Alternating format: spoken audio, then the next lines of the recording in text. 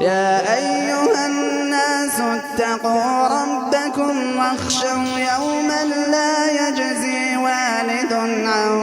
ولده ولا مولود هو جاز عن والده شيئا إن وعد الله حق فلا تغرنكم الحياة الدنيا ولا يغرنكم بالله الغرور إن الله عنده علم الساعة وينزل الغيث ويعلم ما في الأرحام وما تدري نفس ماذا تكسب غدا وما تدري نفس